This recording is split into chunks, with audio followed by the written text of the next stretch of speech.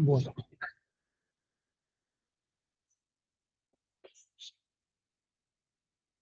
Os voy a cumplir aquí la amenaza, les voy a dar un poquito de estadística. Que para algunos servirá de repaso simplemente y para otros será la cosa. El valor de las prácticas en principios económicos de esta una, la relación es univariante y otra que será dentro de unos días, unas semanas, de estadística multivariante. Una especie de intento de compendiar o de resumir todo lo que los principios básicos generales de análisis de datos y los útiles para la formación en este máster.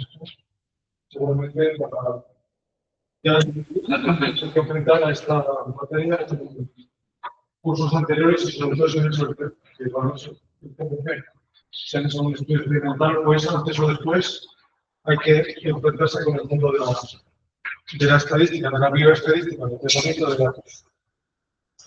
Vamos a intentar compendiar y completar en un par de horas una materia que sería para rellenar un curso entero. No una asignatura, sino un curso entero. Incluso se me ocurre una carrera, de hecho la última carrera. Pero vamos a ver lo fundamental, lo básico, y lo vamos a ver aplicado con el famoso lenguaje de programación. El famoso que tienen ahí instalado. Pero casi me preocupa menos la herramienta con la que vamos a utilizar que los fundamentos teóricos. No vamos a ver nada de matemáticas, porque no, 2 horas. Todo esto que vamos a ver tiene su fundamento matemático. Pero no somos estadísticos ni somos biólogos y ambientólogos y económicos. Por eso nos interesa la parte práctica, aplicar en casos concretos los cuales podemos aplicar este tipo de herramientas. Si se dan cuenta, la mayor parte de la actividad científica consiste en qué? En relacionar variables. Todos los científicos lo que hacen, a fin de cuentas, es todos los antiguos científicos que ven, tratan de comprobar la existencia de relaciones entre parejas de variables. Por lo menos 2 variables, a veces muchas más. En la estadística multivariable podemos tener decenas o cientos de variables a la vez. Pero por lo menos todos los científicos nos interesa ver, comprobar si hay una relación estadística entre variables. ¿Qué es una variable? ¿Qué entendemos por variable? Pues es un concepto difuso, no una definición muy formal. ¿Qué es una variable? Tener un ejemplo de una variable. Cualquier aspecto de la naturaleza se podría ser una definición que yo puedo cuantificar, por ejemplo, puedo medir, o simplemente puedo caracterizar. No necesariamente tiene que ser como resultado de ese estudio, esa medida, un número. A veces es un número, a veces es una parábola. Si yo quiero hacer un experimento tratando de variar el color de una población de flores, la variable respuesta de ese experimento es el color de la flor, ¿no? A veces es amarillo, a veces es azul, a veces es blanco. Pues esa variable no se mide con números, se puede transformar ese color en un número, en longitud de onda, pero normalmente no. Esa variable es una cualidad de la realidad, de la naturaleza, que yo mido o estimo con una palabra, que es un color. Entonces también eso es una variable. Lo digo porque a veces, por mi experiencia, nos cuesta que veamos variables que no son numéricas. Atribuimos siempre instintivamente variables a números, a veces no son números. Y esas son precisamente las variables más importantes para nosotros. En el mundo de la estadística univariante, tenemos solamente 2 variables en juego. Y queremos ver si tienen algún tipo de relación o no. Se llama univariante porque solo tenemos una variable respuesta. Las variables se pueden clasificar de varias formas. La respuesta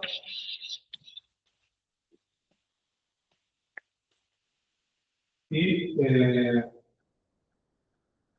vamos a llamarlas independientes.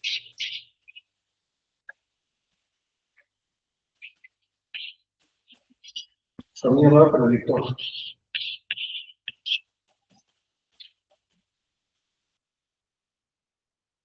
Y en variable de respuesta, o también llamada variable de PT.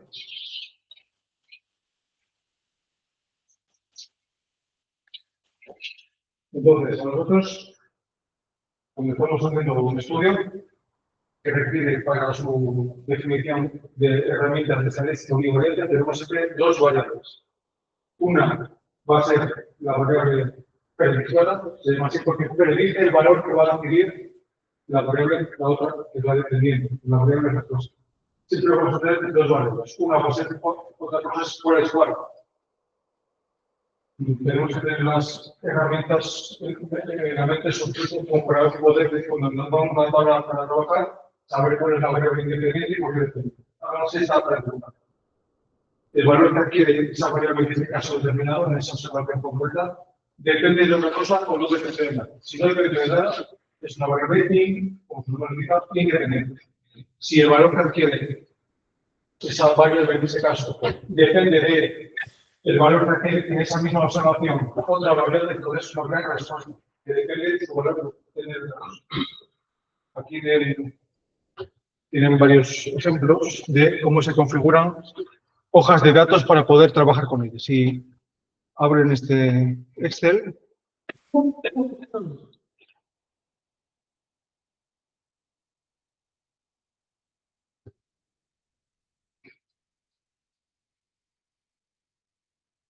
vemos, por ejemplo,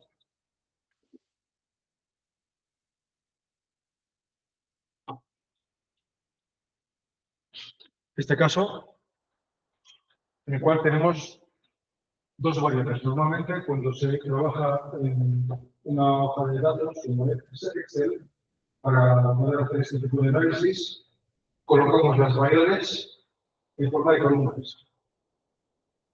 Las variables son columnas. Entonces, tengo tantas variables como columnas. Si tengo dos columnas, suficiente para hacer un análisis univariante. Y como tengo dos columnas, las variables, una de ellas va a ser independiente y otra independiente. Aquí, en este caso, tenemos lo que tiene que hacer de ser un experimento, porque tengo una variable que se llama respuesta, aquí ya la hemos claro, ya me estoy diciendo la propia inicial, la primera de las columnas es la variable respuesta, y la otra tiene que ser independiente. Y como ven, no tiene números, son términos alfanuméricos, de 0, de 1, de 2. Eso también es una variable. ¿Por qué es una variable? Porque varía. A veces pone de 0, a veces pone de 1. Varía, pero es una variable. Independientemente de esta clasificación, también tenemos que lo primero de todo. Como presenta un trazo de ejemplo, lo primero de todo es clasificar las variables. Darse cuenta de cuál es la respuesta y cuál es el previsto. Y otra cosa que tenemos que hacer es clasificarlas, pero en cuanto a numéricas y en cuanto a categóricas.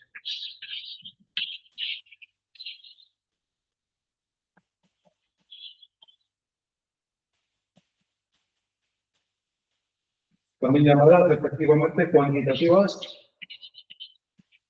y cualitativas.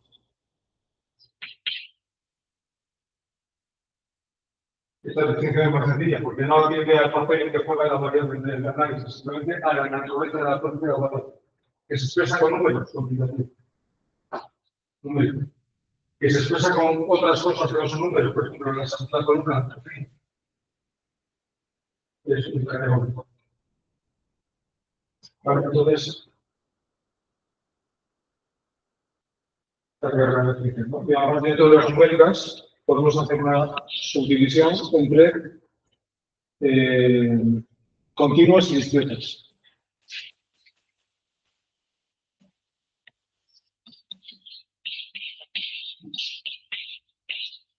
Continuas, que se expresan con números reales, por ejemplo, 1,27. Discretas, que se expresan con números naturales, 0, 1, 2, 3, 4.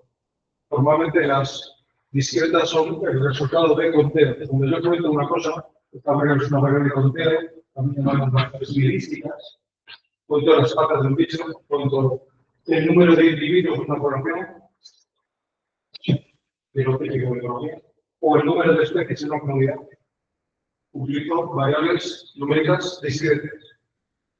¿Por qué? Porque en una población pues tengo un lobo o tengo dos lobos. No puedo tener una población con otro.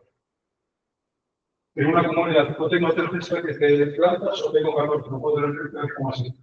En esos casos, los uso números naturales, tengo una demostración. Tengo una breve numérica discreta. En estos casos, continua. No aquí tratando al nivel o no decimales. Pues, si veo decimales, continuo. Si no veo, no. A veces, yo puedo tener valores de H, 5, 6, 7, 8. Y aunque no tiene decimales, esa variable es continua, porque aunque no los tenga, puede tenerlos. Piensen más que en lo que ven en la naturaleza de la aldea. Si puede tener decimales, aunque no los tenga, porque mi aparato de medición no me proporciona esa precisión, si puede tenerlos, es una variable continua. Básicamente, discretas son variables estadísticas, conteos. Típicamente, número de individuos o número de especies. Entonces, combinando ambas clasificaciones, entre independientes y dependientes y numéricas y categóricas, puedo tener 4 casos diferentes. Si tengo dos variables,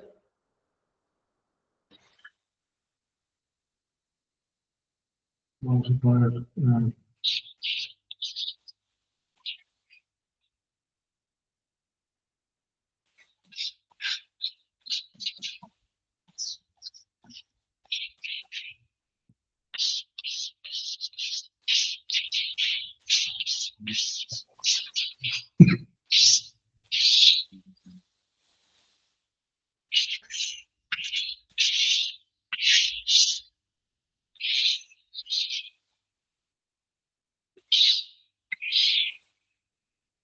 tengo 4 casos distintos.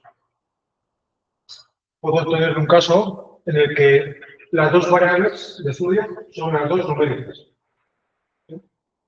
Tanto la independiente como la dependiente.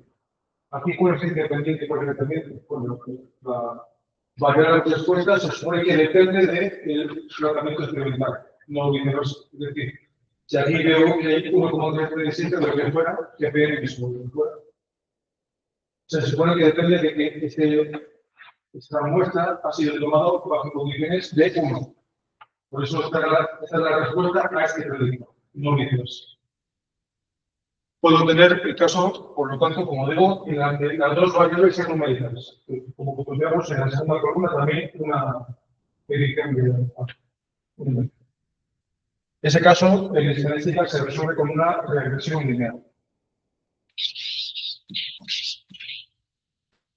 Regresión lineal. Es lineal que ustedes conocen con el nombre de correlación. No es lo mismo, ¿eh?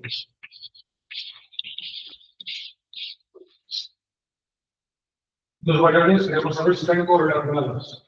El índice de árbol con un archivo de datos. El niño con peso de niño. Cualquier pared de variables numéricas que se imagine, pues, queremos ver si están correlacionadas. En nuestro caso, concentración de CO2 con temperatura. Una cosa, aunque, ojo, el hecho de que dos variables estén correlacionadas no significa que una esté causando a la otra. Correlación implica causalidad, es el mantra típico que decimos en esto. A veces sí, a veces. Es un indicativo de que puede haber una relación causal, pero no es suficiente. Es necesario que haya correlación, pero no es suficiente que haya correlación entre dos variables para que una esté causando a la otra. Además de eso, tiene que haber un mecanismo causal que asocie a la variable A con la variable B, o X o Y.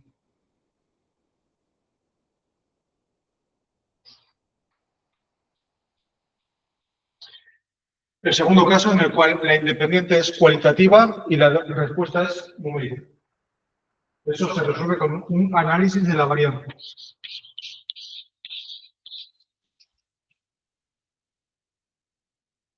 Análisis of variables. ANOVA,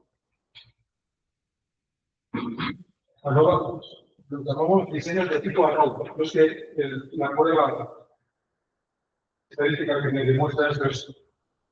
Hay una prueba que se llama ANOVA, pero estamos hablando de diseños de tipo ANOVA. Otra cosa es que se resuelven con una ANOVA como tal. Los ANOVA son científicos diseños experimentales. Tengo un factor experimental. Esto se llama factor. Cuando una variable independiente es cualitativa, cuando tengo un predictor categórico, eso lo voy a llamar factor. Factor de variable. Un factor que como es un factor que como varía, tiene que tener varios niveles. Un factor se divide en niveles.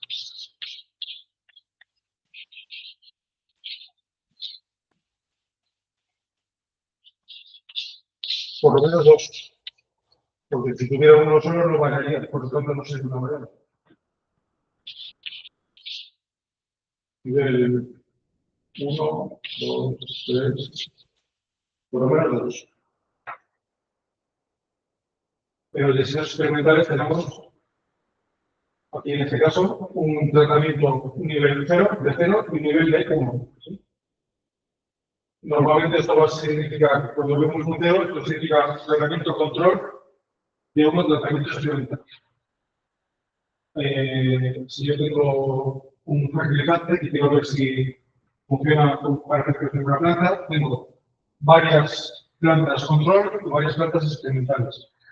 Las contrarréplicas, control, varias réplicas experimentales. Añado el fertilizante a las plantas experimentales y las control lo dejo tal cual. Entonces, al final del experimento, compruebo si efectivamente ha habido un crecimiento diferencial entre las plantas tratadas y el experimento.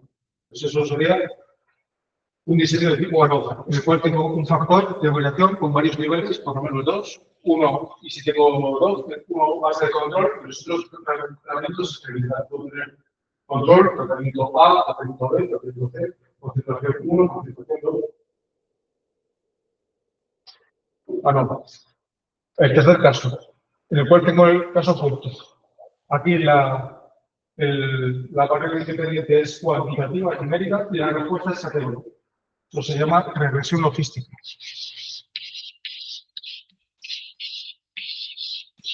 Regresión logística. Los problemas de clasificación que están ahora con la inteligencia artificial, el machine learning, todo esto se basa en definitiva, en lo que en la regresión logística. En los cuales tengo una variable cuantitativa que va variando y una respuesta categórica. Típicamente sí, no. O varias categorías diferentes. Por ejemplo, probabilidad de ver lobos, por ejemplo, frente al peligro. Un estudio de campo. La variable, cuando hago un gráfico, siempre pongo la variable independiente en las X y la respuesta en las Y. Entonces tengo un predictor numérico, que puede ser actitud, y una respuesta categórica. Sí, no. Entonces, típicamente, la forma que adquieren estas representaciones gráficas de una regresión logística es una prueba no.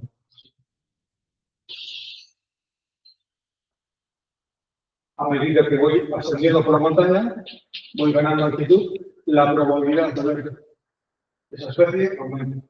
Pero no aumenta cuantitativamente, simplemente me digo si está presente o está ausente. Sí, no, una respuesta categórica, con dos niveles. Entonces, a baja la montaña no la ve y empieza a ver una altura crítica de que puede ir por el se mueve que se adapta a ese tipo de cosas. Y entonces, sí o no, ¿cómo iremos probabilidad? Pues no tenemos una persona, dos números. Cuanto más alto, más probable es que vea el mismo experimento se puede tratar de esta forma. Todas son válidas, siempre que cumplan los requisitos. Y la cuarta y última posibilidad es que las dos variables de estudio, tanto la predicción como tanto el predictor como la respuesta, sean las dos cualitativas. Entonces tengo una tabla de consecuencias.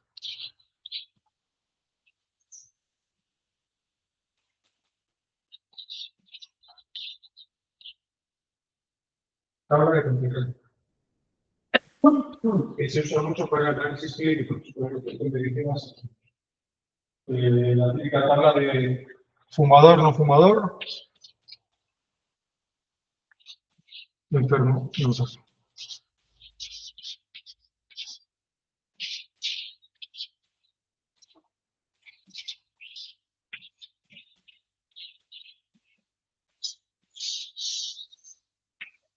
Tengo una población de 100 individuos experimentales y la divido en fumadores o fumadores y, a su vez, enfermos o enfermos. Entonces, si no hubiera una asociación de fumar y estar enfermo, yo esperaría que fueran 25, 25, 25. Como sé que eso no va a ser así, porque hay una asociación entre el hecho de fumar y el hecho de enfermar, pues los números reales que voy a obtener se van a desviar en una cierta cantidad de esa tabla ideal. ¿Cómo se mide esa desviación para ver si es estadísticamente significativa con un test que se conoce, que es el famoso psicólogo?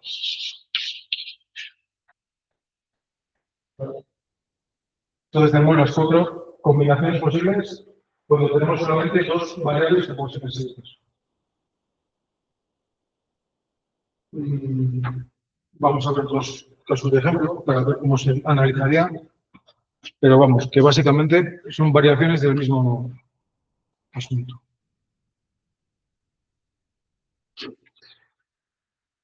Cuando tenemos una variable solo, ¿podemos hacer algo? Pues no, porque para hacer estadística necesitamos dos mínimos, porque queremos saber relaciones entre variables. Cuando tenemos una sola variable, como mucho podemos hacer una estadística descriptiva. De describir estadísticamente esa variable. Si tengo solamente una variable respuesta, pues puedo decir cómo es. Puedo dar dos tipos de información. Puedo proporcionar estadísticos de centralización para describir cómo es el valor central de esa variable, típicamente a la media, a la moda, a la mediana. Las medias, mejor dicho, porque hay varias medias. Ahí está la media simple, la media aritmética, la media geométrica, la media armónica, la media ponderada.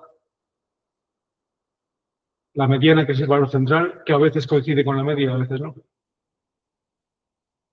Y también puedo proporcionar estadísticos de dispersión para informar sobre cómo se dispersan el resto de valores en torno a ese valor central. La varianza, la desviación típica, el error típico, el intervalo de confianza.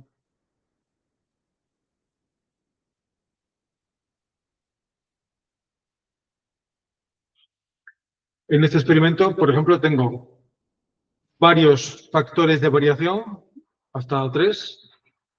¿Por qué sé que son factores? Bueno, porque me lo pone aquí, pero aunque no me lo pusiera, yo veo que es una variable que no se expresa con números, por lo tanto es algo categórico. Y sé que es una variable independiente porque es un factor. Porque los valores que adquiere esa variable, el hecho de que sea A, B o C, determinan la respuesta. Las respuestas las tengo. Tengo 3 factores y 3 respuestas.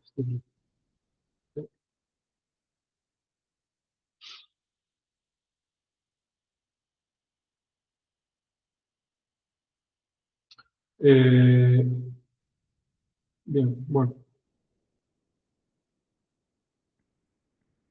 Para saber lo que tengo que hacer en cada caso, tengo que identificar cuántas variables tengo, tantas como columnas, y cuáles actúan como independientes y como dependientes. Y cuando lo tenga determinado, cuáles son numéricas y cuáles son categóricas. Vamos a ir partiendo del caso más sencillo, que tenemos 2 variables, va a ir ampliando. ¿De acuerdo? Primer caso. De hecho, lo vamos a simplificar todavía más, porque no nos da tiempo.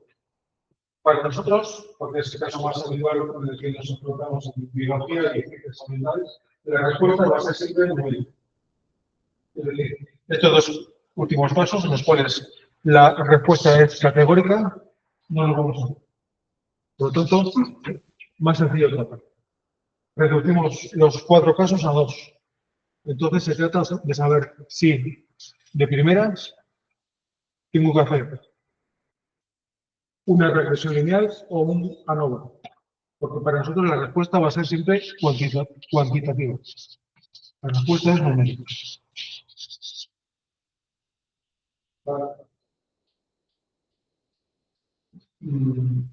Si alguien tiene interés, explico cómo sería el proceso, pero no tenemos tiempo. Entonces, vamos a reducirlo a o bien correlación o bien diseño de tipo 1. Bueno, empezamos con los primeros. Imaginemos que tenemos dos, voy a ver si tengo dos ejemplos. Queremos saber si el peso corporal tiene alguna relación con la temperatura. Por ejemplo, tengo dos variables numéricas, el resto no olvido, porque voy a ver un caso más sencillo en el que tengo dos variables. Las dos numéricas, por ejemplo, peso y temperatura. Aquí, ¿cuál actúa como variable independiente y cuál es la dependiente? Aquí ya no depende de los números que veamos, sino de qué razonar un poco. Los cualitativos son las independientes. O sea, Como solo tenemos peso y temperatura. ¿Cuál es el predictor? ¿Cuál es la respuesta? el peso, Debería de ser. Que es el peso el que depende de la temperatura, no el peso.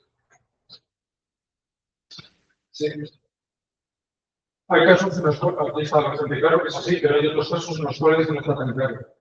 Realmente, para la regresión lineal, la diferenciación entre un caso y otro tampoco es tan relevante, porque lo único que pasa es que el gráfico se nos va a dar la vuelta. Es decir, si antes teníamos XY y lo interpretamos de otra forma, al final vamos a tener Y.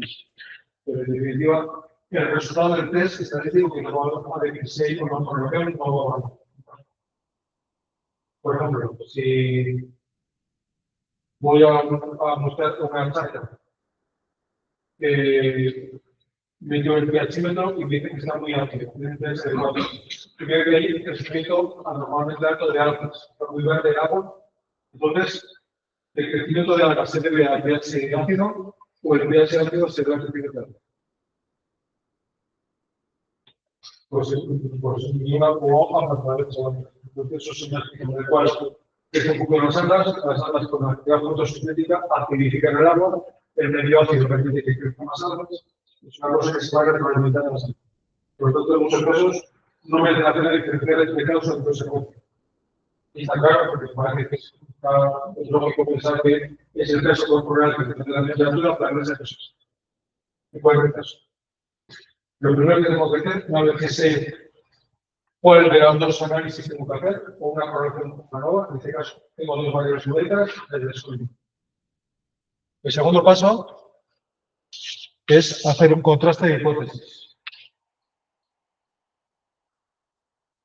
Mi hipótesis, lo que yo, entre comillas, quiero o creo que va a pasar es que ambas variables están correlacionadas. Es decir, hay una correlación. La fórmula se dice cuando hay una correlación estadísticamente significativa entre lo que fue X e Y. En este caso, entre temperatura y masa corporal. Esa hipótesis, que es lo que yo propongo para testar, para verificar, se llama hipótesis alternativa. La voy a llamar H1. Las hipótesis alternativas siempre tienen formulaciones afirmativas, positivas, optimistas, porque es lo que yo quiero que salga del experimento. Quiero demostrar que hay una relación entre X y Y. A esa hipótesis, pues se llama contraste de hipótesis, en plural, le doy la vuelta, formulo la hipótesis nula. que tiene la misma formulación que la hipótesis alternativa, pero en sentido negativo. Entonces digo que no hay una correlación estadísticamente significativa entre las dos. Es un paso necesario para todo análisis estadístico. El contraste de hipótesis, formular las dos hipótesis. Una, la mía, la que yo creo que va a pasar, que le llamo alternativa H1. ¿Alternativa a qué? A la misma hipótesis formulada en sentido negativo, que le llamo hipótesis 1. Entonces, el concepto de hipótesis consiste en saber cuál tiene razón, H1 o H0. Pueden pasar dos cosas. Yo, para saber cuál es la que está pasando en los datos, hago una prueba, que es el tercer paso. Para saber cuál tiene razón, hago una prueba.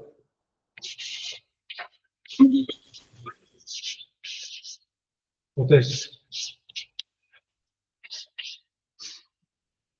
y como resultado de esa prueba, entonces puede ganar H0 o puede ganar H1.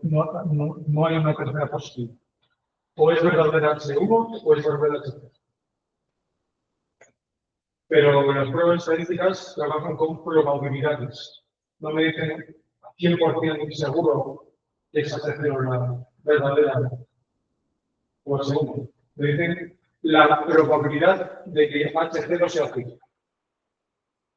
Una probabilidad que nunca va a ser 0 ni 100%. Voy a oscilar entre como mínimo 0 y como máximo un valor de probabilidad.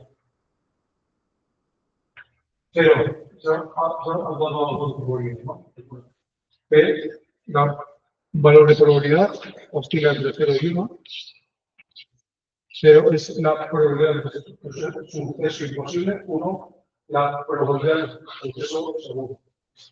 Cualquier valor en ese rango de valores, un intervalo abierto, nunca va a ser 0 y 1.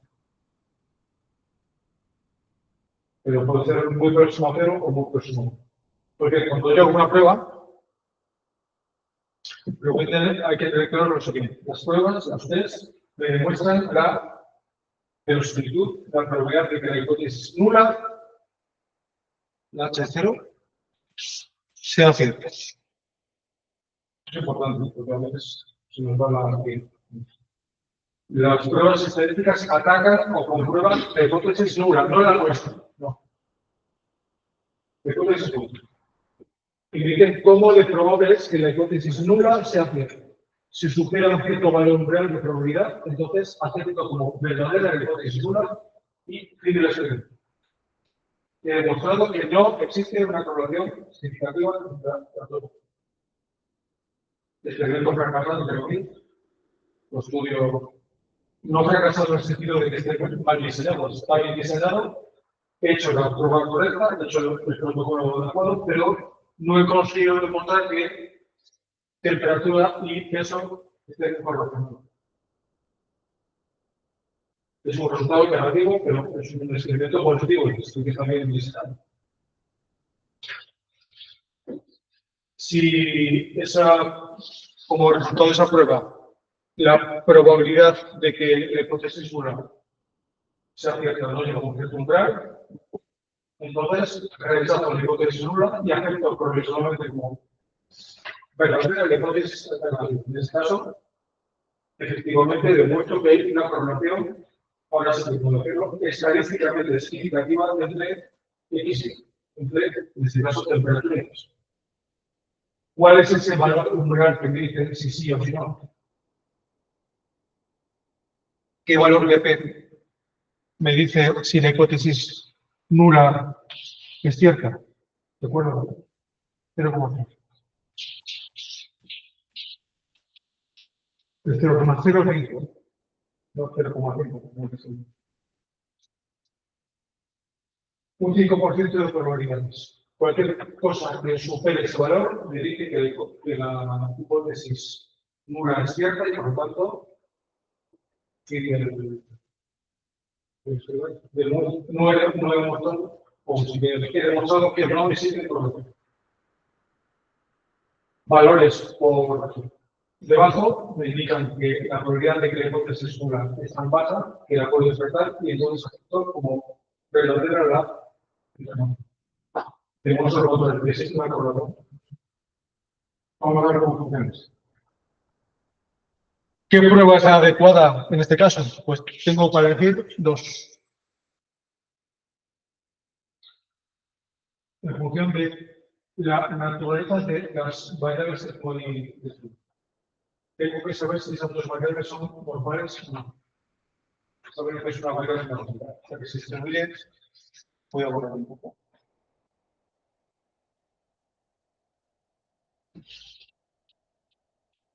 Siguiendo la campana de Gauss, una curva de distribución normal.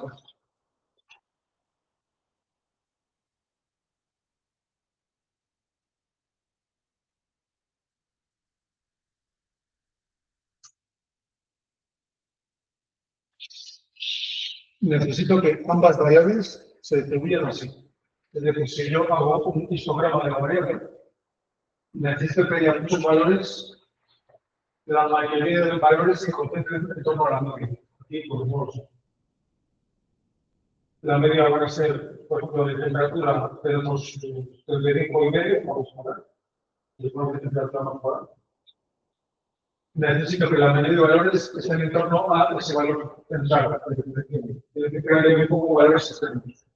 Cuando yo hago un histograma, haya la frecuencia de los valores extremos sea pequeña y la mayoría de valores estén en torno al valor medio, que sería más o menos. Aunque parezca mentira, lo normal es que las variables no sean normales. Algunas tienen más, por ejemplo, la temperatura sí que tiende a normalizarse, sobre todo cuando tengo muchos datos. Cuando tengo 30 valores es improbable que las variables se comporten de forma normal. Y viceversa, cuando tengo muchos datos, como tengo miles o decenas de miles, por una simple cuestión numérica. Si se acuerdan de bachillerato, como vieron el teorema central de límite, me dice que a medida que voy aumentando el tamaño de mostrar, las variables tienen por sí solas, se puede ser la variable a normalizarse. Propia de todo el mundo. Sin embargo, cuando estoy trabajando con variables merísticas, de conteos, es muy poco probable que las variables se comporten normalmente. De otras cosas, porque no pueden adquirir valores negativos. Entonces, la cola está truncada. Porque yo no puedo tener menos 7 locos en una parte. Poco de conocer. Entonces, esas variables que resultan de conteos, por ejemplo, el número de especies, el número de individuos, casi siempre se distribuyen así, con colas asimétricas. Y la cola aspiradora positiva. Eso se asemeja más bien, más que una campana de Gauss, a una curva de Poisson, que son muy comunes en la naturaleza. Entonces, tengo que saber si estas dos variables son o no numéricas, son o no normales. Tanto temperatura como peso. La forma más sencilla de hacerlo, pues hago un histograma. Si se ajusta más o menos a una curva normal, puedo asumir el requisito de la normalidad. Si veo que es una distribución fuertemente asimétrica, o bien que es una distribución que tiene varios picos, que tiene varias modas, varios valores modales, entonces ya no puedo asumir que hay normalidad. Porque no lo cumple una de las dos o las dos, ya no puedo usar pruebas que requieren de normalidad. Hay también pruebas, porque a veces pasa que hacemos el histograma de la variable y no nos queda muy claro si es algo normal. Y sepa que hay pruebas específicamente interesadas para testar si la variable es o no normal. En principio, los libros recomiendan que simplemente comprobarlo rápidamente. El histograma, y si parece que es una campana para abajo, pues podemos dar por válido el hecho de que la variable pone. Tampoco se porque muchas veces simplemente con que la distribución sea más o menos simétrica, que tenga dos colores y que tenga un solo pico, Ya, aunque no sea estrictamente normal, podemos dar por cumplido ese requisito. Tampoco se... Entonces, ¿qué prueba es la adecuada? Si las variables son normales, hago la prueba de Pearson. Si las variables no son normales, estos sí son normales. Si no son normales, hago Spearman. Y son actos de hacerlo porque empezamos con esos nombres. Cuando yo hago un gráfico en Excel, ¿no? Que me sale la nubecita de puntos, hago la línea de tendencia y me sale aquí el valor de R cuadrado igual a 0,975. Y valor de G de S que fuera, de 0,001. Eso que lo hemos hecho solo pues lo hemos hecho todos en Excel, es una prueba de correlación para ver si X y Y están correlacionados. Si no le digo nada, por defecto, Excel y todos los programas y R me va a hacer la prueba de Pearson. Si no, por defecto, de la prueba normal para hacer en casos de regresión mínima. Si detecto que una o las dos variables son no normales, entonces la prueba alternativa no paramétrica, es decir, que no requiere de normalidad, es la prueba de cero. Cuando yo hago una prueba estadística, obtengo como resultado de esa prueba dos valores. Sí. Un valor que se llama el estadístico de la prueba.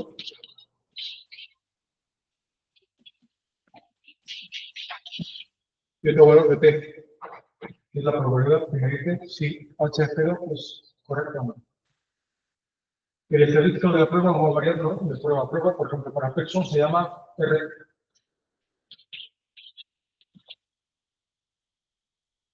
El coeficiente de correlación lineal de Pearson.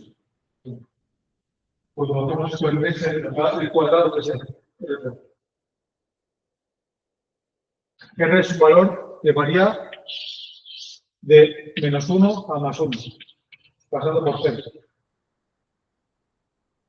Yo obtengo un valor de R de -1 exactamente cuando a la salida del gráfico veo que todos los puntos están perfectamente alineados a lo largo de la diagonal del creciente del gráfico, formando una línea. Cosa que jamás va a ocurrir, porque estamos tratando con variables biológicas, con organismos. Esto funciona en geometría, en matemáticas, en física. Velocidad de caída con distancia de esos organismos jamás vamos a tener valores de correlación de 1 o de -1. Obtengo un valor de 1 o -1 cuando obtengo que todos los puntos del gráfico están perfectamente alineados a lo largo de la correlación positiva perfecta entre peso y temperatura. Que tampoco me voy. Y obtengo un valor de 0, o próximo a 0, cuando los puntos del gráfico que me relacionan ambas variables están aleatoriamente dispersos sobre el gráfico. Ahí me muestra que no hay ningún tipo de relación lineal de X. Porque esto es lineal, porque estoy haciendo regresión lineal, no regresión a secas. Estoy tratando de ver si hay una relación lineal entre peso y temperatura. Si la relación es de otro tipo, por ejemplo, sinusoidal, logarítmica, exponencial, curva de saturación, otros modelos matemáticos que no son perfectas, si hago una regresión lineal y me sale un valor de r próximo a 0, eso no significa que no haya una relación lineal absoluta entre x y y. Indica que no hay una relación lineal. Puedo verla de otro tipo. Moraleja, antes de hacer todo esto, es conveniente hacer un gráfico. No tratar los datos brutos, a secas, con matemáticos, sino ver un poco cómo se distribuyen los datos en un gráfico. Y ya veo si la relación es tipo lineal, la matriz punto hiperbólico.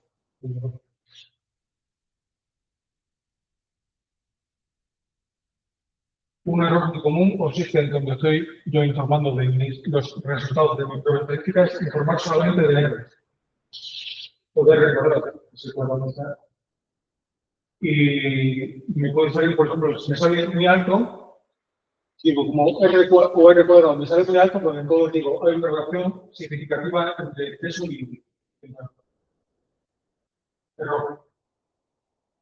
Porque R no me dice si la relación es significativa o no, que es lo que yo quiero saber.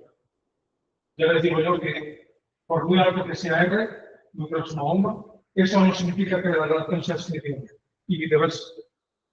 Puedo tener valores muy bajos de 0,2, 0,1, y sin embargo la relación sí sea significativa. ¿Por qué? Porque la significación no depende solo del valor de R, sino que depende también del tamaño muestral. Cuanto mayor sea N, cuanto mayor número de filas tenga, tanto más fácil sea que con valores relativamente bajos de R tenga una significación. Por lo tanto, además de anotar el valor de R, me fijo sobre todo en el valor de T. R me indica si la relación es positiva o negativa, simplemente. Pero no me dice si es significativo o no. Esa información me la da T. Entonces me fijo en el valor de T. Puedo tener valores por debajo de, por encima de 0,05 o por debajo de 0,05.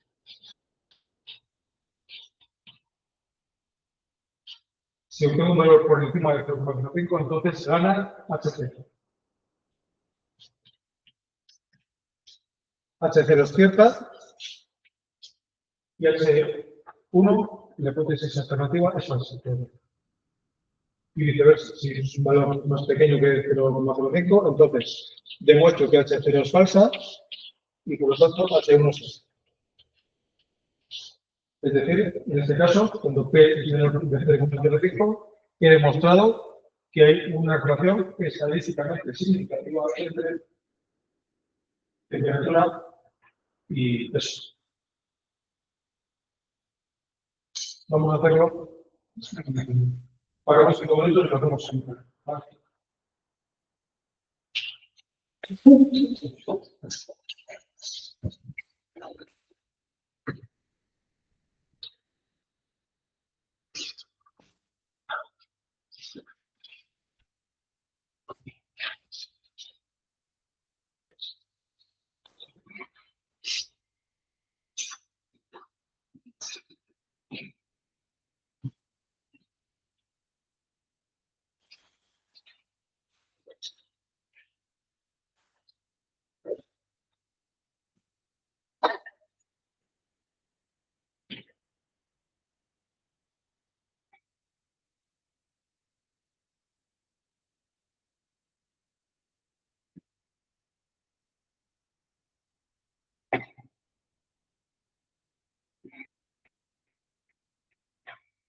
Una pregunta. Sí.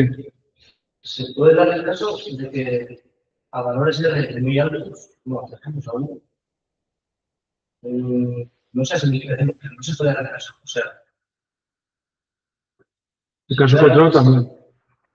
Que sea muy bajo. bajo y si luego sí. Cuando uno tiene 3 puntos solo.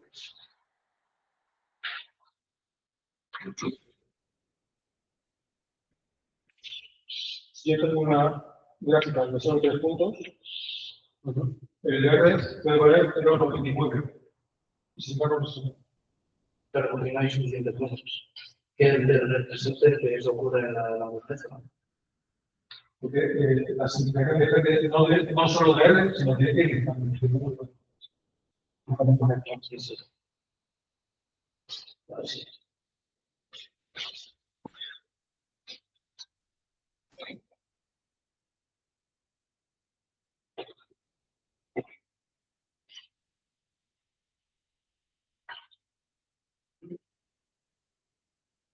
En realidad, respecto a lo que quiero hablar contigo, Sí. es porque, no sé, como que me vienen algunas ideas Puede volver eso. vale, de cómo entiendo yo que funciona el universo, supongo. Y al menos necesito saber por la aceptación o el rechazo, me da igual, para que ya mi cabeza descanse.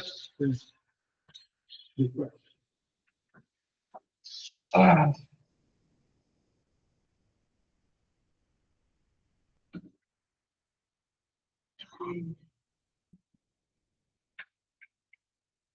No. Tenemos dos cuadros. Forma esférica. Misma masa, pero voy a representar que están a distintas distancias. Imagínate. Los nodos de cada esfera, desde el punto medio exacto, donde todas las fuerzas en todas las direcciones optan al mismo valor. La gravedad que ejerce este nodo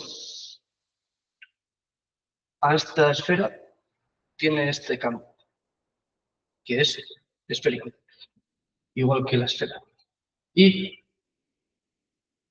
la respuesta que tiene el campo gravitatorio de esta a esta tiene esta forma. Entonces, cuando los dos campos gravitatorios interaccionan, se ve qué efecto gravitatorio tiene este cuerpo frente a este, teniendo todo como fuerza vectorial, y qué efecto gravitatorio tiene este cuerpo frente a este. Obviamente, este tiene si vemos así, esto sería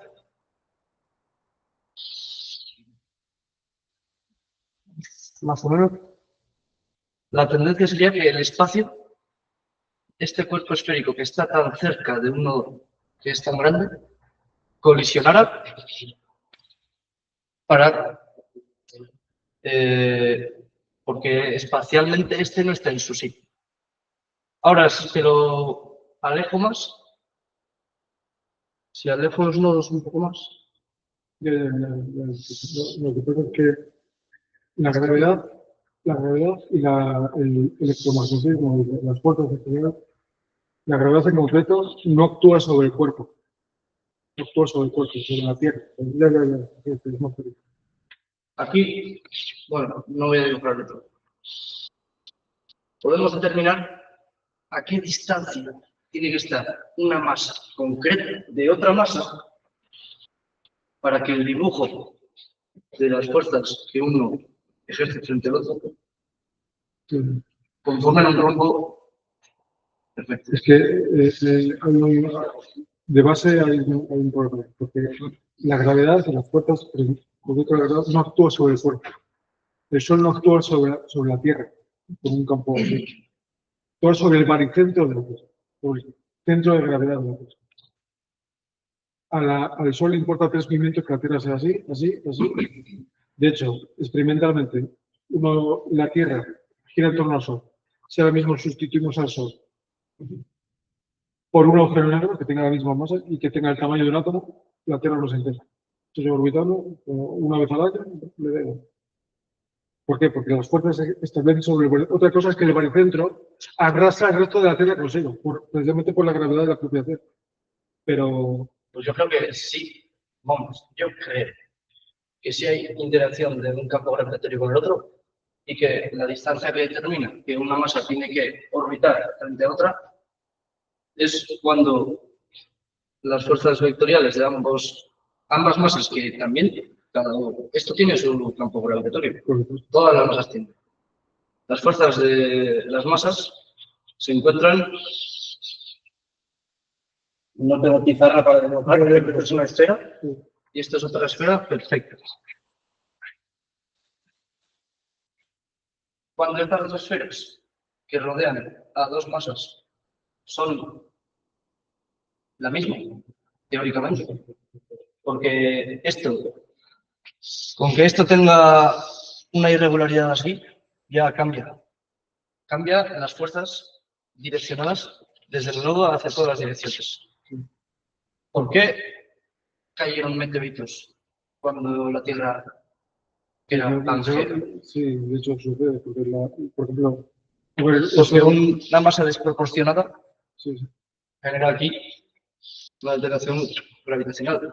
Sí, de hecho, Un objeto que se mueve por aquí va a tender a ir hacia aquí y luego cuando vuelve a bajar, la inercia provocará que se sitúe en el espacio-tiempo más cercano al nodo cada vez.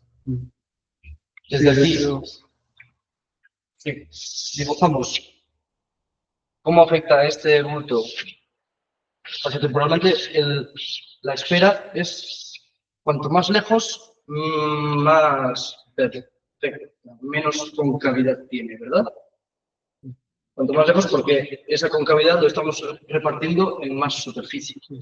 Pues si se da la casualidad de que justamente un objeto pasa por una zona donde esa concavidad ejerce una descompensación de las fuerzas, la inercia lo tirará a que viaje otra vez alrededor, pero cuando otra vez espacio-temporalmente coincide esta parte con esta y este paso justamente, que otra vez se acercará. Al final, la descompensación de esas dos fuerzas que cada masa determina es lo que provoca la gravedad y la atracción. De que un meteorito quiere formar parte de una masa grande, quiere ser esférico, quiere formar parte de algo que es esférico. Y todo así en el universo. Y por eso, por ejemplo, Saturno que es esférico y es gaseoso, creo. Entonces, es físicamente más sencillo que obtener una forma muy regular y esférica, aunque no sea nunca una esfera perfecta. Pero sí que asteroides irregulares orbitan eternamente, digamos, intentando ser parte de este objeto que sí que es lo parecido a una esfera. Y con todo, ahora, ¿qué más iba a decir? Ah, vale, sí. El número de partículas y átomos que realizando esta trayectoria hasta esta masa, aquí es igual al total de la masa, siempre y cuando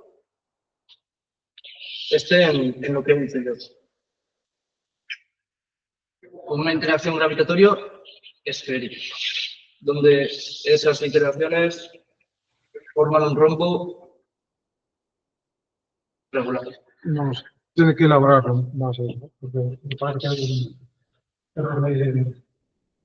Estas son más especulaciones que otra cosa. No, sí, sí, pero tiene que, si tiene tiempo, tiene que...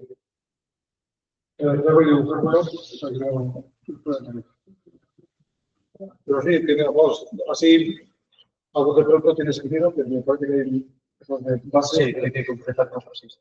Yo tampoco soy físico. Entonces, un poco de el sistema solar piensa también que los planetas giran haciendo en su conjunto una forma esférica, porque es la forma en la que todas las fuerzas pueden estar equilibradas en todas direcciones. Y que el universo tiene forma esférica también. Eso es lo que opino. ¿Opino o influye? Es una hiperesfera. ¿Eh? Es una hiperesfera. No, de complemento. Pero bueno, no entiendo por dónde va, pero si tiene tiempo y ganas, lo redacta o lo dibuja de alguna forma que yo lo analizo por lo que es.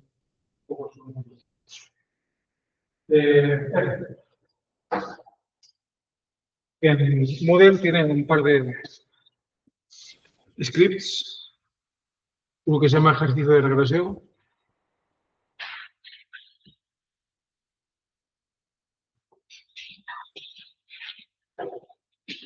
R yo entiendo que está muy bien porque es un programa gratuito y es de código abierto y tal, pero tiene una curva de aprendizaje, como ustedes saben, muy lenta. Entonces, ahora mismo el que no sabe R no sabe nada. Yo les confieso que estoy aprendiendo todavía. Llevo ya varios años, pero todavía no domino estas cosas sencillas, sí, pero suficiente para hacer una variante es suficiente, aunque quizás para hacer este tipo de estadística es más intuitivo, más sencillo otros programas, pero bueno, para que vayan manejando también tienen aquí un script en el cual vamos a ver si hay relación entre dos variables, que son peso y tamaño, en una población de ratones. Lo copiamos.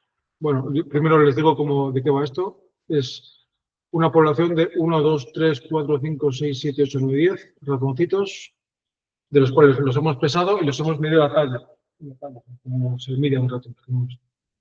Y queremos saber si cuanto más grande es un ratón, más pesa, o cuanto más pesa, más talla tiene. Aquí la variable predictora sería más bien el tamaño y la respuesta sería el peso tuyo.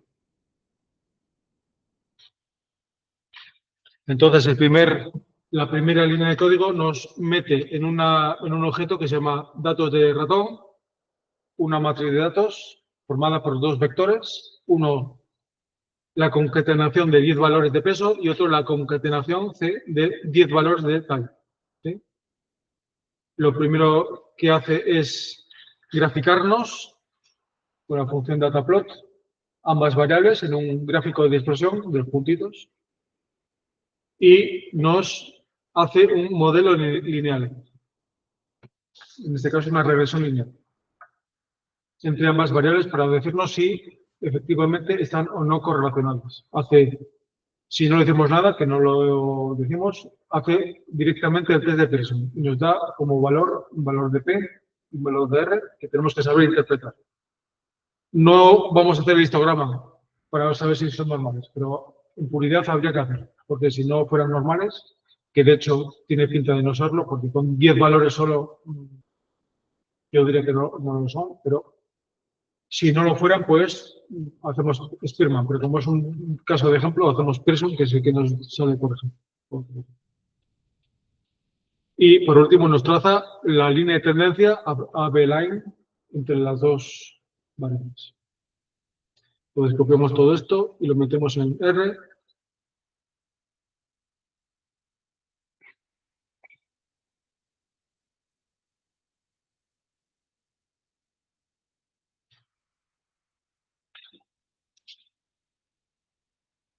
¿Vale? Entonces tenemos las dos variables. Esto es lo que se llama gráfico de dispersión.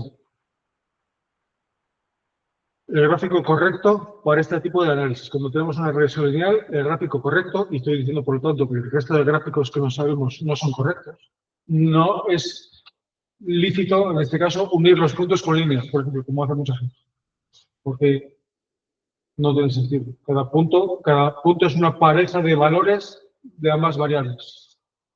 Es un ratón que tiene ese peso y esa tamaño. Y entonces, así aparentemente, parece que hay una cierta relación entre las dos variables, ¿no? Que cuanto más pesa un ratón, más tamaño tiene, o viceversa, cuanto más grande es, más peso tiene. Aquí, si se dan cuenta, podemos dar la vuelta al gráfico para adoptar la otra perspectiva, que es la variable independiente sería el peso, el tamaño de la dependiente del peso, pero como decimos, en la mayoría de casos, aquí da igual interpretar la primera como independiente y la segunda como dependiente o viceversa. Porque en estos casos el resultado del análisis no va a depender de eso.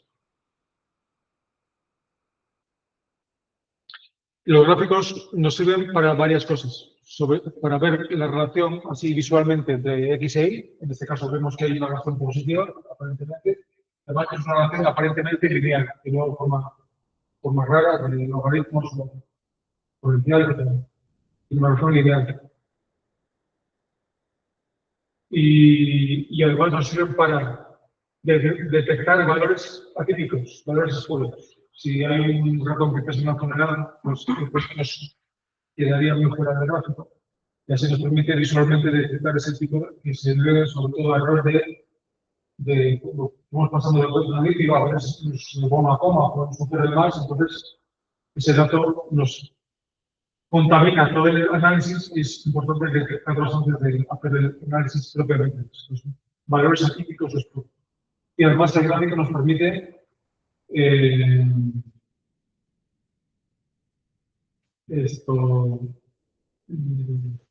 formular las hipótesis, las H0 y las H1. En este caso, viendo estos datos, yo puedo hipotetizar H1 que hay una correlación lineal positiva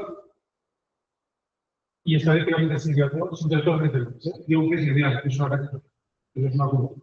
Es positivo porque la recta va hacia arriba. Es decir, una relación directamente proporcional. Cuanto más X, más Y. Y estadísticamente significativa, que todavía no lo sé, por eso estoy haciendo la prueba, entre ambas cosas.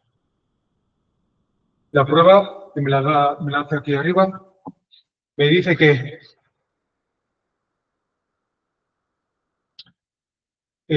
bueno, me da una serie de datos de los cuartiles y tal, pero me fijo sobre todo en el valor de P, que me vale 0,0126. ¿Sí? Un valor que es por debajo del valor umbral, tengo que saber de memoria, es de 0,05, por lo tanto, ¿qué pasa? Que H0 es falsa y por lo tanto acepto provisionalmente como verdadera H. Es decir, que he demostrado con un valor de P menor de 0,05 que en este caso la hipótesis alternativa es la correcta y la falsa es la H. Por lo tanto, he demostrado que hay una relación, todo eso lo hemos dicho, ¿no? Lineal, positiva y estadísticamente significativa entre peso y tamaño. Si se dan cuenta, nos sale otro valor que se llama intercept. Eso es la ordenada del origen. Si hago un gráfico,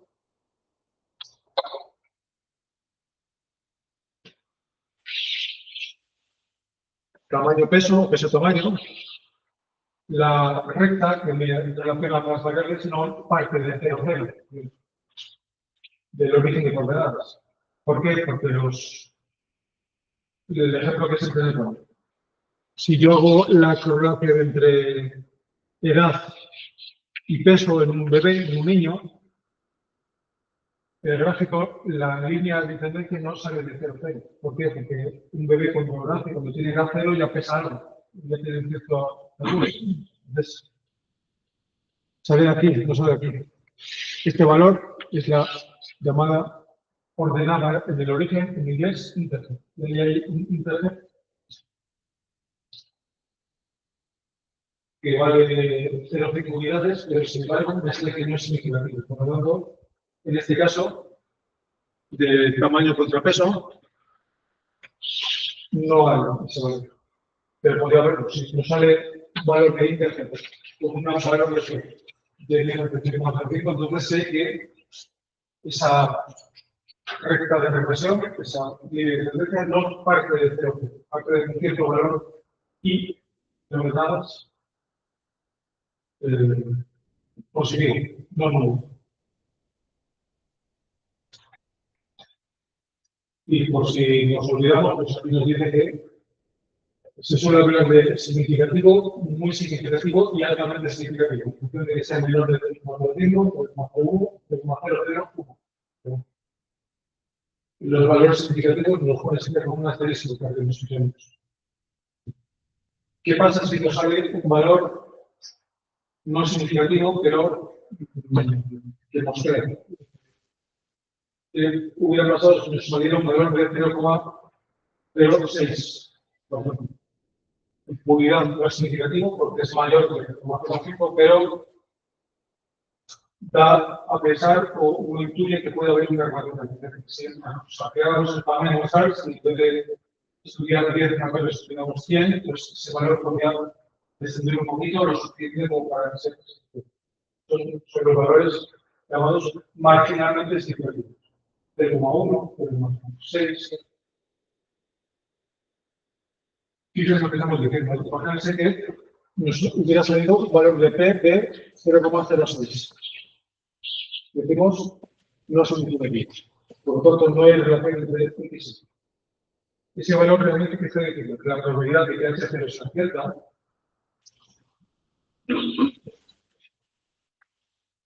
la cierta es de 0,6%. Estamos diciendo que la probabilidad de que no haya relación entre peso y altura, entre peso y tamaño de esos ratones, es del 6% solamente.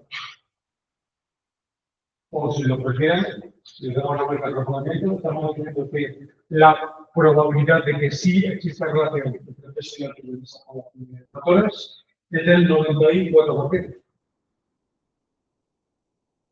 Y sin embargo, estamos concluyendo que no es verdad. ¿Qué pasa? Pues ha pasado que un 94% de probabilidades no son suficientes. Necesitamos un 95 o 96. ¿Por qué? Porque queremos estar totalmente seguros de la certidumbre de mi hipótesis. Si lo piensan, el umbral lógico sería la mitad, ¿no? En vez de 0,05, 0,5, 50%. Valores superiores de que sea según cierta, valores superiores. Sin embargo, somos muy escépticos con esto. Necesitamos valores muy altos de probabilidad para establecer que mi hipótesis es cierta.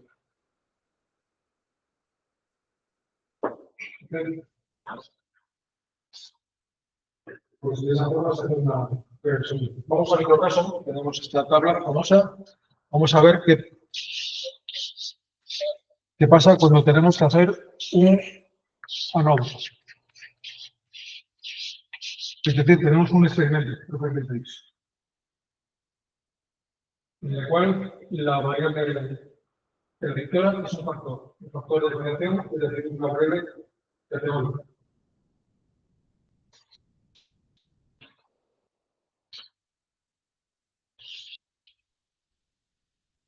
Pues, en principio, hago lo mismo.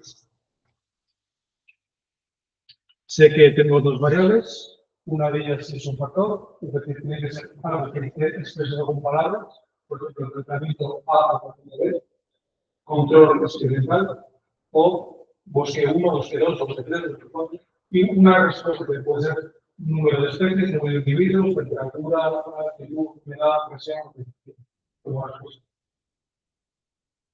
Cuando hablo de experimentos, me entiendo un experimento de laboratorio, que también puede ser un experimento de campo, un experimento bien situativo, en el cual el analista va al campo y simplemente se dedica a medir cosas. Yo veo que en el probabilidad hay 27 especies, y en la diversidad hay 15 especies. O sea, simplemente, si manipular el material experimental, simplemente mide cosas, cuenta cosas. Eso también es un experimento. En este caso, cuando yo tengo que hacer una ANOVA, en el gráfico correcto, al igual que decimos que para la regresión lineal es el gráfico de dispersión, el de puntitos, para el caso de la ANOVA, el gráfico correcto es un gráfico de barras. Tengo tantas barras como niveles tenga en el experimento. Aquí pongo siempre la variable predictora,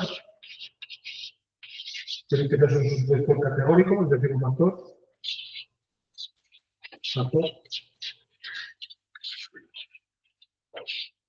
Y aquí la respuesta que es numérica, cuantitativa. La variable respuesta. Entonces, imagínense que en este factor tengo tres niveles. Tengo control, tratamiento 1, tratamiento 2. De cada uno de esos niveles tendré varias réplicas. Porque si tengo un experimento, tengo que tener varias réplicas por cada tratamiento. Y si tengo varias réplicas, mínimo 3. Hay algunos que decían mínimo 2. No, yo digo que mínimo 3. Pues, si hay 2, hay problemas. Mínimo 3. Tendré tres medidas de tratamiento control, 3 del tratamiento 1, 3 del tratamiento 2. De esas tres medidas hago la media. Y la altura de esa barra me indica la posición de esa media. Si esto fuera, por ejemplo, altura de la planta, con 3 tratamientos, control, abono 1, abono 2, para ver cuál funciona mejor. Y la respuesta es la altura que adquiere la planta. Pues tendré que, para los tratamientos control, la altura que alcanza la planta al final del experimento es de tanto, de X. Para los tratamientos de tipo 2, la planta crece hasta el nivel de medio, las tres macetitas, las tres plantas tratadas con el tratamiento 1 han crecido hasta un valor medio de tanto, y las 3 plantas de tratamiento 2, un partido tanto. Es decir, la altura de la barra me indica la media de esos 3 réplicas, mínimo 3, que pueden ser 30, los que me puedo permitir, porque son renovas, ¿no? Y si tengo una media, también tengo una barra de error en torno a esa media. ¿Sí? Esa barra de error me puede expresar o bien la varianza o la desviación típica. Es desviación típica, ¿eh? En castellano, en español es desviación típica, no es desviación estándar. Error típico, el coeficiente de evaluación, la confianza, cualquier forma que tengamos de expresar esa dispersión de los datos en torno a ese valor. Pues bien, este es el gráfico correcto. Hay otra forma de representar, que es como lo va a ver, que es una alternativa a este gráfico de barras, que se llama box plot. El gráfico de barras.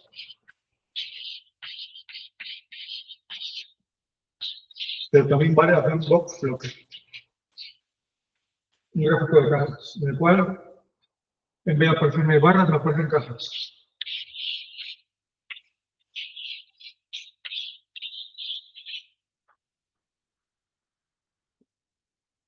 Control, pero también tengo 1, control 2. Y todo lo demás. Altura de la planta. Una caja en la cual va a aparecer siempre una línea más o menos en el centro, que indica no la media, como antes, sino la mediana. La mediana es el valor central, que a veces coincide con la media, a veces no. De hecho, solo coincide si la mayoría es normal. Entonces tengo una barra central entre la caja que me indica la posición de la mediana. Y una altura y una base de la caja que me indica la posición de los otros 2 cuartiles. La mediana es el segundo cuartil, el Q2, que es la mediana. Este sería el Q3, este sería el Q1. ¿Recuerdan de esto de los cuartiles? La mediana es el valor total que la mitad del resto de valores de ese nivel que está por debajo, ¿no? Y la otra mitad está por encima. Estatura de los presentes. Nos vemos la mediana fuera de los 70. Eso significa que la mitad de nosotros tenemos unas estaturas más de más de los 70 y la otra mitad de menos. Por eso es la mediana. El Q2. El Q3 sería la estatura de aquella persona que tiene una estatura tan alta que es solamente de 25% de estatura, es todavía más alta que el Q3. Y el Q1 es la estatura de aquella persona que está bajita, que solamente el 25% de estatura es todavía más baja. Y el 75% Q1, Las barras de error, en este caso en el gráfico de cajas, no me indican la desviación, sino el rango de barras. Entonces, esta sería la altura más baja de todas las serie de datos en ese nivel. Y esta sería la altura más alta. A mí me parece más informativo un gráfico de cajas que un gráfico de barras. Porque me indica con el mismo aspecto visual, más o menos, me da más información un gráfico de cajas que de barras. Aquí jamás me unan las barras con líneas, como se suele hacer. Esto es una de las suele ocultar mucho. Por ejemplo, como ponen en las noticias, que ponen factor países de Europa, de la Unión Europea. España, Francia, Italia, Grecia, Alemania. Y ahora la respuesta sería el de perspectiva. Entonces es un gráfico así. Es un error. El gráfico correcto, si tengo una variable categórica, no puede ser más categórico esto, que es país. El gráfico de barra, porque, claro, si este punto corresponde a España, este punto corresponde a Francia, este punto que está aquí en esta recta, tanto corresponde a Andorra. ¿Bueno? No tiene sentido. Por lo tanto, el gráfico correcto es entre barras. Con la barra de error, si quiere, pero barras. O boxplot. Bueno, este es el tipo de error. El tercer paso era contraste de hipótesis. H1, H0. Lo que yo quiero que pase es lo contrario. Lo que yo quiero que pase en este caso, en un experimento, es que hay efectos de tratamiento sobre los reales. Yo tengo un experimento para no salirnos del ejemplo. Quiero ver si esta sustancia hace crecer a la planta. Pues mi hipótesis alternativa es que hay un crecimiento significativo de los tratamientos experimentales con respecto a los controles. O más genéricamente, puedo decir que hay diferencias estadísticamente significativas en altura, que es la primera respuesta, entre los tratamientos controles y los experimentales. Es decir, hay diferencias estadísticamente significativas. Antes decíamos hay relación, ahora decimos hay diferencias estadísticamente significativas entre los niveles del factor genético. Hipótesis nula, no hay diferencia. Queremos saber cuál es la verdadera hipótesis. Ahora viene la parte complicada, que es cuál es la prueba que me dice cuál es cierta.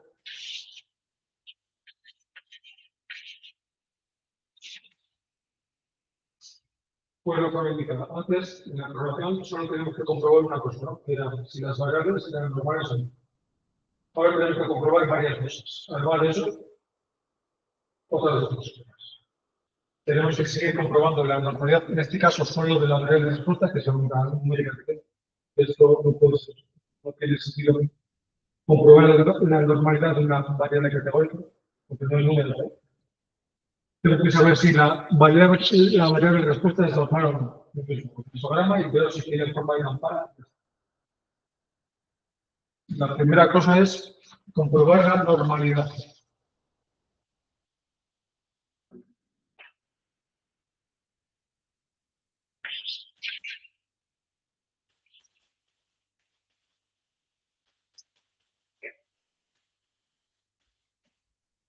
Segundo, tengo que comprobar la homoelasticidad.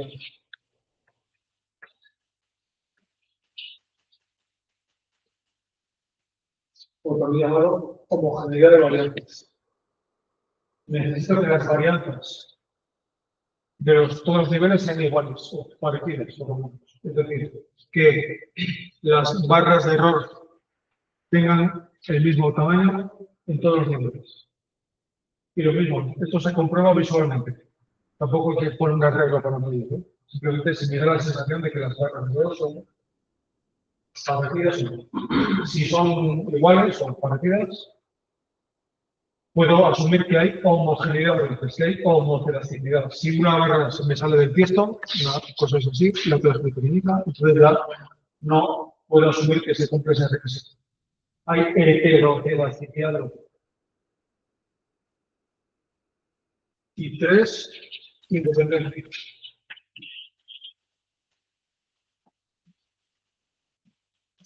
Que esto ya es importante, porque es responsabilidad. Y eso, lamentablemente, ya no se puede comprobar con los propios datos. Haciendo histogramas, esto depende del diseño experimental. ¿A qué me refiero que cuando hay independencia? Necesito que las medidas que se han tomado en estas tres plantas, sean independientes una de otra, es decir, que sean verdaderas réplicas. No que hayan medido la misma planta 3 veces, sino que hayan medido 3 plantas distintas. No se han dado probablemente experimental la diferencia entre prácticas verdaderas y pseudo-réplicas. Una cosa es medir el mismo bosque 3 veces y otra cosa es medir 3 bosques distintos. Yo necesito que las réplicas en este experimento sean réplicas verdaderas, no sean medidas repetidas de la misma cosa. Voy a asumir para no confundir porque tenemos tiempo que hay independencia.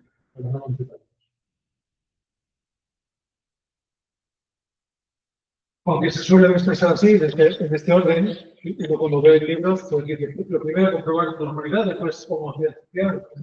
Yo les recomiendo que lo primero que comprueben sea esto. ¿Por qué? Porque si no hay homogeneidad,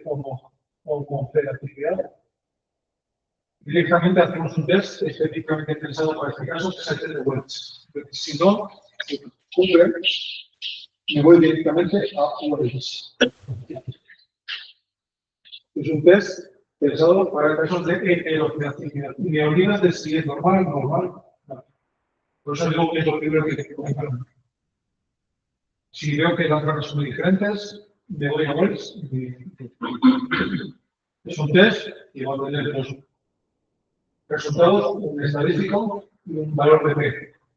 El valor de P funciona siempre igual para todos los grupos. Si es menor que 0,05, entonces gana H1. Si es mayor, gana H1. Eso para todos, igual y para peso.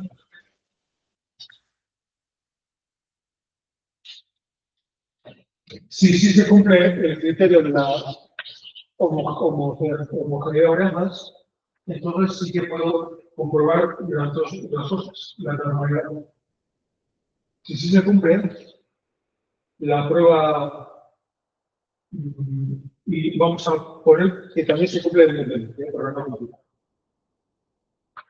Depende mucho de cómo se haya diseñado su experimento. Pero eso es un experimento bien diseñado. Entonces hay verdaderas réplicas y puedo dar por supuesto que se cumple el independencia. Entonces, pueden pasar dos cosas. Que haya normalidad o que no haya. Si hay normalidad, es decir, si mis datos se distribuyen gaussianamente, la prueba indicada es que vamos a hacer estilo.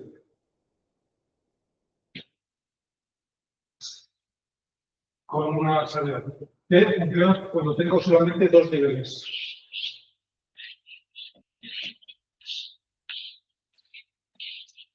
Por ejemplo, factor y experimental. Mi factor de variación tiene solamente dos niveles.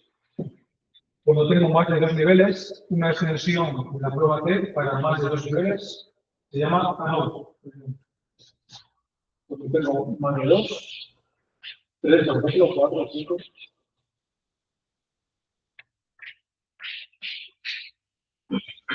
Control, tratamiento A, B, C, T, y 3, ANOVA. Por eso, desde que la palabra ANOVA se refiere para el conjunto de diseños de tipo ANOVA o también para específicamente una prueba que se aplica en este caso. También se llama ANOVA.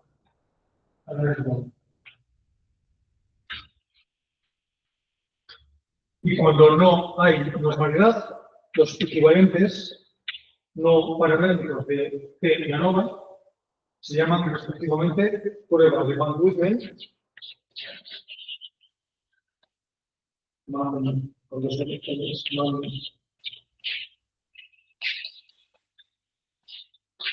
y para el sistema más de dos niveles se llama test de Kruskal-Wallis.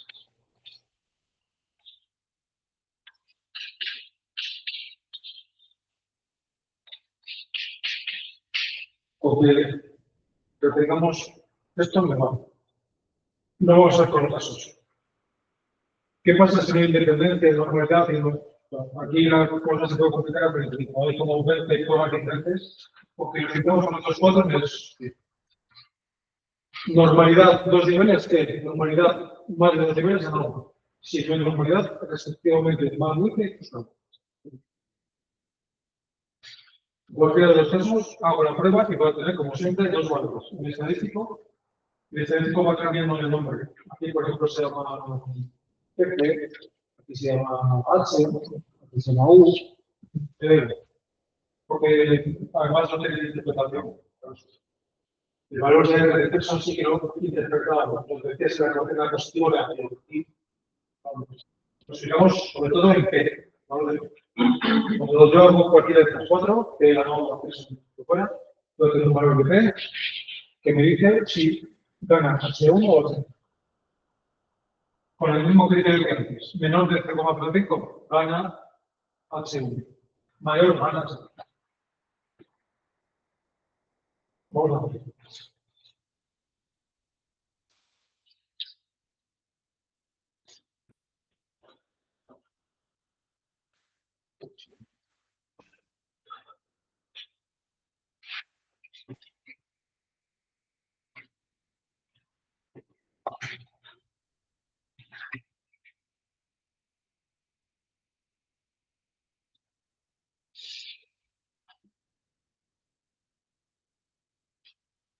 Tienen aquí otro script, que es el de ANOVA. Vamos a copiarlo y pegarlo en R y les voy explicando qué hace cada línea.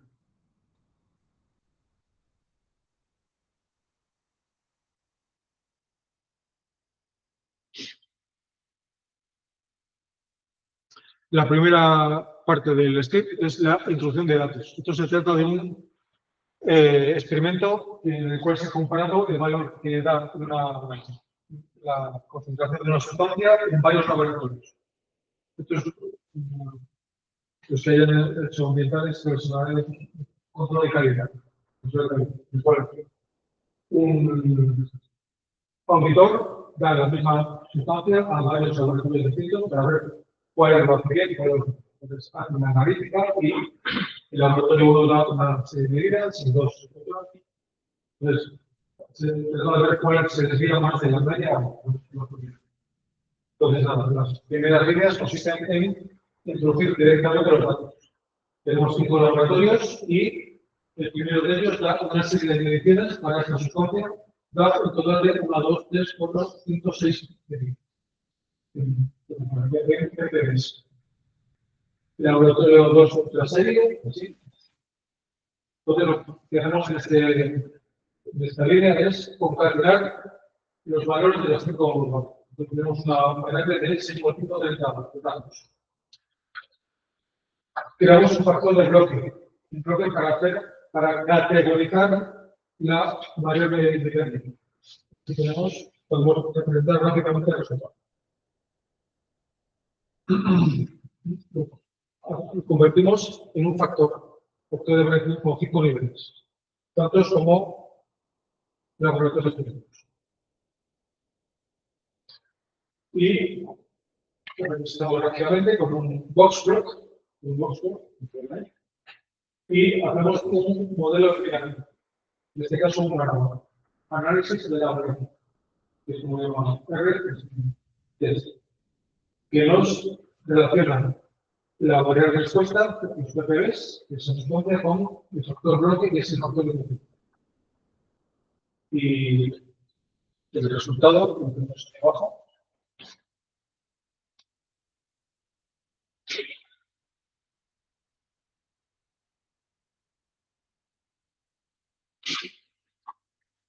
Nos da una serie de valores que no nos importa, simplemente nos fijamos directamente en el valor de P, que Paco nos señala con asteriscos.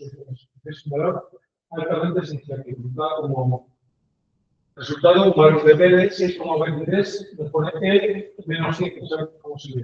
Es como si dijéramos 6,23 por 10 elevado a menos 5. Es decir, 0,0000623. Un valor muy por debajo de cuando digo, por lo tanto, altamente significativo.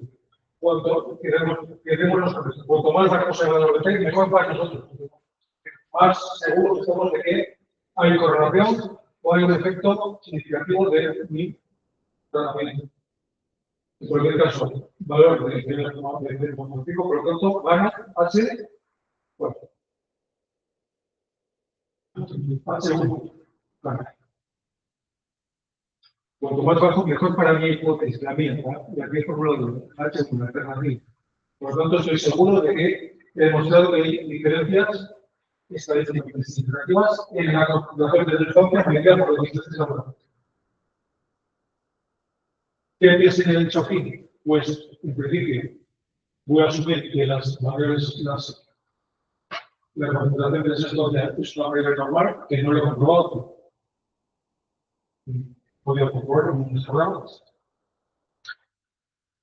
¿Hay homogeneidad de varianzas? Pues no lo sé, porque para romperlo tendría que haber hecho un gráfico de variables. R siempre funciona igual. Si no le decimos nada, él asume los valores por defecto. Y por defecto es que hay normalidad, que hay homogeneidad de varianzas y que hay independencia. Si sabemos a priori que no se cumplen una o dos o varias o todas de esas requisitos, entonces vamos al test, un test alternativo. Pero en principio, si no le decimos nada, hacer el test por defecto. En este caso es un ANOVA. Porque es una ANOVA y no una TEC, porque tenemos más de 2 niveles. Si solo tuviéramos hasta aquí, control experimental, o tratamiento 1 o tratamiento 2, hubiera hecho una TEC. Pero como tenemos varios, tenemos más de 2 niveles, a eso y nos sale con ese valor de P. Claro, ese valor de P nos indica que hay diferencias significativas entre los 5 niveles de laboratorio. No entre qué parejas de laboratorio. Puede ser entre el primero y el segundo, entre el segundo y el tercero, entre el tercero y el cuarto, entre el primero y el cuarto, entre el quinto y el segundo. ¿De qué pareja de aquí el que más distancia aparentemente es este? Tiene un valor anormalmente alto de esa sustancia. La mediana es de 7 ppb, mientras que estos otros 4 tienen medianas de entre 4 y 5. Entonces, seguramente el que se ha desviado más, que se sale mal del texto, por así decir, es ¿cómo se comprueba eso? Haciendo otra prueba adicional. Por lo tanto, que vemos, cuando tengo más de 2 niveles y demuestra que hay una diferencia significativa entre ellos, no he acabado todavía. Tengo que ver dónde se produce esa diferencia significativa. ¿De qué pareja de niveles se produce? Si solo tuviera 2, pues claro, si me sale significativo, pues ¿dónde está la significativa del nivel?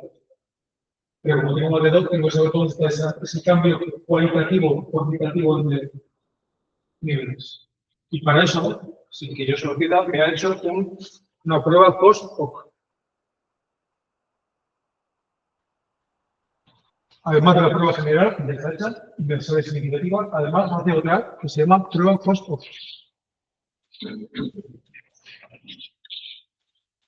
Locución latina que significa después de que he demostrado que hay diferencias significativas, tengo que saber entre qué pareja de niveles aparece esa diferencia. Y en este caso, la prueba post-hoc de la norma se llama prueba de Tukey, que viene de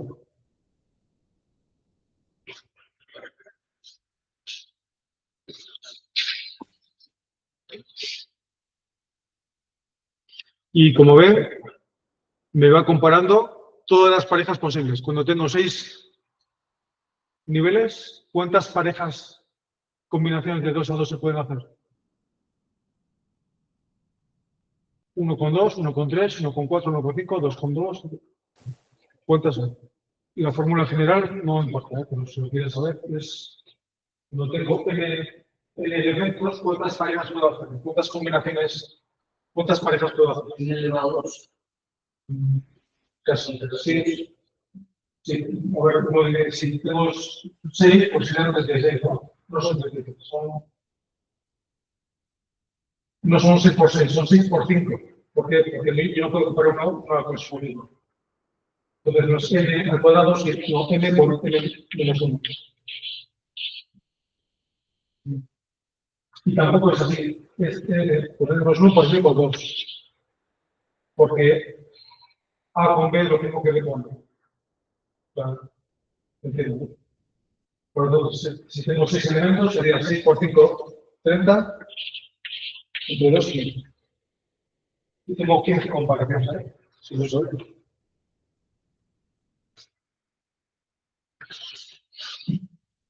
Entonces me compara 2 con 1, 3 con 1, 4 con 1, 5 con 1, 3 con 2, todas las posibilidades. Me dice para cada pareja si son diferentes o no.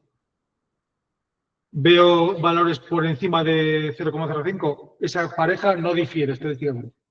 veo valores por debajo, esa pareja sí difiere esta predicción. Entonces, está claro que el que se desvía claramente es el quinto, ¿verdad? Porque comparado con el 3 y el 4, el valor de P es menor de 0,05, por lo tanto, confirmo que efectivamente es el laboratorio quinto el que le está pasando algo raro. Le está dando valores atípicos, o no digo erróneos, pero por lo menos que no se corresponden con la media de los 3-4 laboratorios. ¿Entendido?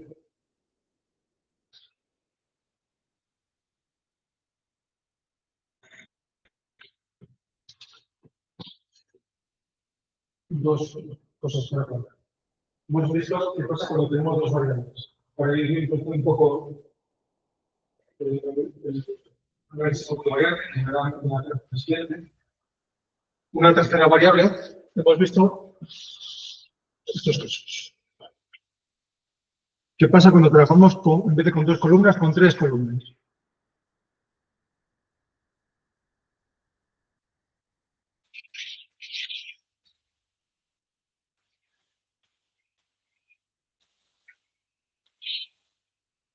Hemos visto cuanti-cuanti.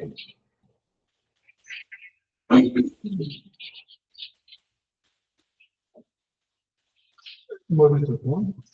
Las dos cuantitativas, resumen. La independiente cualitativa, bueno,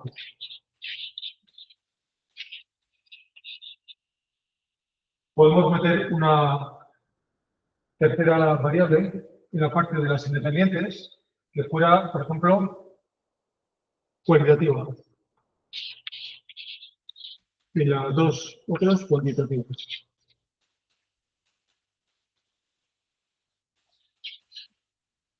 Este tipo de diseños se llaman ANCOVAs, análisis de la covarianza.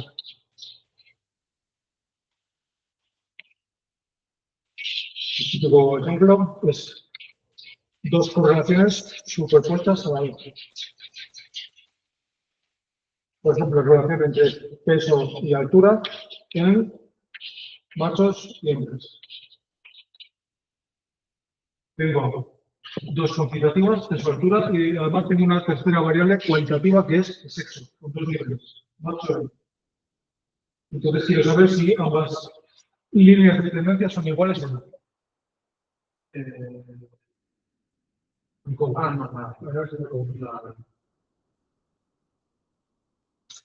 Puedo tener también, por ejemplo, meter una tercera variable en la parte de las independientes, de forma que tenga dos factores. Y la respuesta es siempre cuantitativa.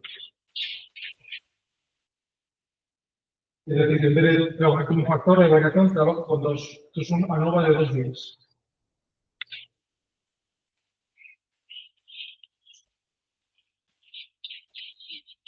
Los experimentos bifactoriales.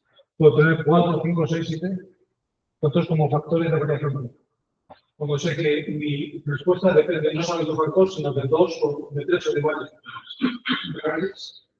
ANOVA de n días, de 2 días y demás. Puedo tener todo cuantitativo. Por ejemplo,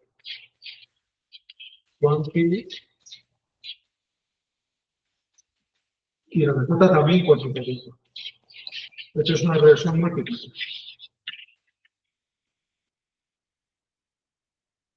Relación entre talla, edad y peso de un niño, por ejemplo. Tres variables, las tres cuantitativas. Pero son dos.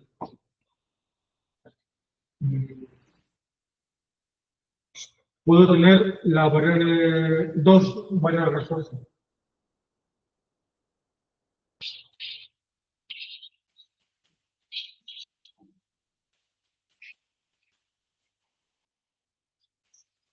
Efecto del tratamiento experimental del abono sobre la altura de la planta y sobre el número de hojas de la planta y sobre el número de frutos de la planta y sobre el número de flores. Cuantitativas todas, ¿no? Porque son números. Eso se llama ANOVA multivariante. ya no salimos del mundo univariante, porque ya tenemos varias respuestas. Bueno, el principio sería todo lo que se puede hacer con 3 variables. Y claro, ¿qué pasa con 4 y con 5? Con 80 que podemos tener, pues eso ya lo estamos probando. Eso es algo que no se hace de esta forma, se hace con otro conjunto de herramientas diferentes, que son las herramientas dentro de los factoriales. ¿Alguna pregunta? Ya sé que son muchas, pero como lo van meditando, lo van pensando en casa. ¿De acuerdo? Por mi parte, dejo la asignatura de Serrocos, como entender muy bien, pero sigo con